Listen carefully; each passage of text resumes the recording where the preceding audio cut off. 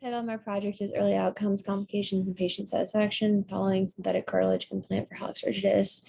I'd like to thank Dr. Bowers, Jonathan Bartolome, Dr. Moon, Dr. Metzel, Dr. Hunt, University of Colorado for helping me with this project. Objectives were to evaluate early outcomes, complication rate, revision rate, and overall satisfaction for patients undergoing primary SCI for Hallux rigidus. We wanted to determine baseline PROMIS scores for patients undergoing this surgery and determine PROMIS scores for differences between satisfied and unsatisfied patient groups. This is a single institution prospective study to evaluate patients undergoing primary SCI for Hallux rigidus through August 2016 to May 2020 by 3 fellowship trained foot and ankle surgeons. Preoperative variables that were collected include sex, age, laterality, BMI, Hallux rigidus grade, Hallux valgus angle, and first, second intermetatarsal angle. Postoperative variables include SCI implant size, pain, stiffness, need for revision surgery, conversion to arthrodesis. We also collected patient-reported outcomes, including PROMIS physical function and pain interference surveys, as well as foot and ankle SANE scores and the satisfaction survey using a Likert scale. There have been a few other single institution studies that we looked at just to compare our findings. But let's jump into our results before kind of comparing what has been found or previously been reported and what we found. So demographics wise, we had a pretty good breakdown of percentages. Almost 50% of our patients were female, which is quite different from previous literature in which almost 80+% of patients were female. Mean age was 56. BMI mean was 25.2, with about 50% of our patients being overweight or obese. 86% of our patients had a prior surgery to the toe in which we were operating on. Most of them were quite a few years away from surgery at that time. We measured Hallux valgus angle and IMA, both of which were in 12.8 and 9.7. Hallux rigidus grade. Majority of our patients were grade 3 or 4. Preoperative range of motion, dorsiflexion was 22 degrees, plantarflexion was 22 degrees. Additional procedures at the time of surgery. 89% of our patients underwent more surgery, like an additional procedure outside of a CSI implant. Average pain interference PROMIS score was 53.9. Average PROMIS physical function was 48.2. Global mental health was 53, and global physical health was 50 after surgery, all within the range of the average population. Most patients considered their surgery a success, almost 60%, with the breakdown of at least 37% being satisfied or very satisfied, 14% being neutral, and 16 to 33% being unsatisfied. 55% of patients were satisfied with the current pain levels in their foot.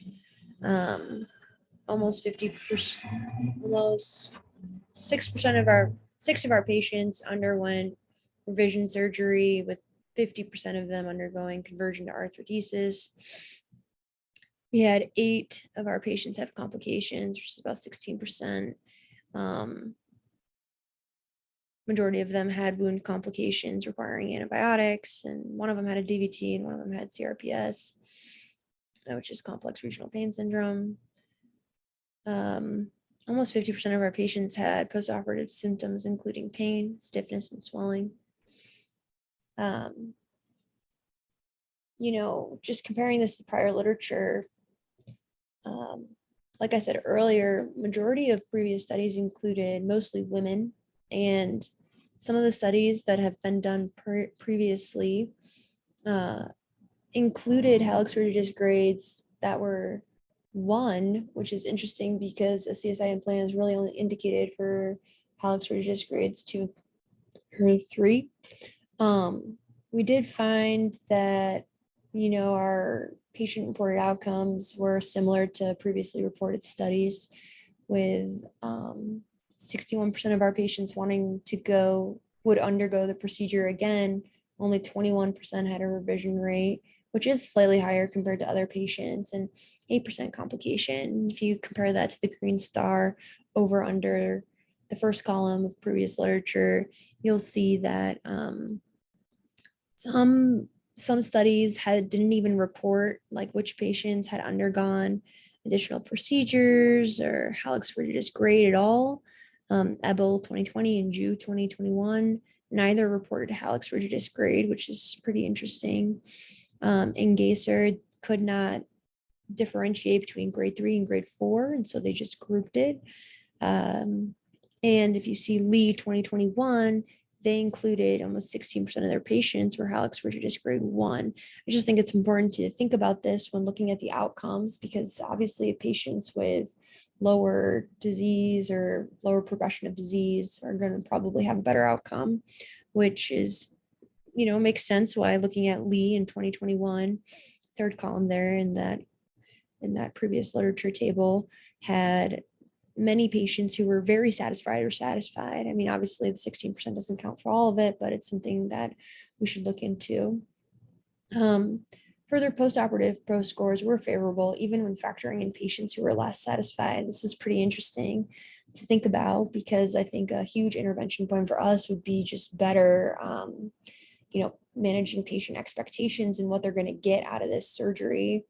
A big thing to mention here is that many of these studies, our postoperative protocols were different between, previously reported literature, the recommended FDA, stiff shoe with early range of motion, which is definitely something that needs to be further explored. One thing that wasn't very well documented is the use of steroid injections before or after the implantation of SCI, and we don't really know how that affects the SCI implant at this time. Like I mentioned earlier, the fact that almost 90% of our patients underwent an additional procedure at the time of implant, whereas in previously reported literature, you'll see that the highest that gets is 70% in Ebel 2020, but 2 of the studies didn't report additional procedure at the time of surgery, and otherwise it was about 20% in Gaser and Ju. So I just think that's pretty interesting and something we should probably pay attention to. These findings emphasize the importance of preoperative patient counseling regarding postoperative limitations, risks, satisfaction, and revision rates. Further investigation of factors that may predict successful outcomes is needed to inform surgical decision-making and appropriate patient selection for this procedure. It's difficult for a cross-study comparison because inclusion criteria vary drastically, whereas, some studies excluded people who had surgery to that toe previously. Some studies excluded patients with, diabetes or above a certain obesity, or just really any other variable that could, cause poor outcomes. We obviously had limitations to the study. This is our special chart review part of it, at least was. It was a small population size. We had concurrent procedures, or we had people who had surgery on the toe prior. And we had 3 different surgeons included in our study, which each of them had different techniques and postoperative protocols. And we didn't have a pre-op patient-reported outcome scores, so we couldn't measure the change in PRO scores. We could really only measure the postoperative score, which, we have limited conclusions to draw from that. Anyway, thank you for listening. I hope you guys have a great night.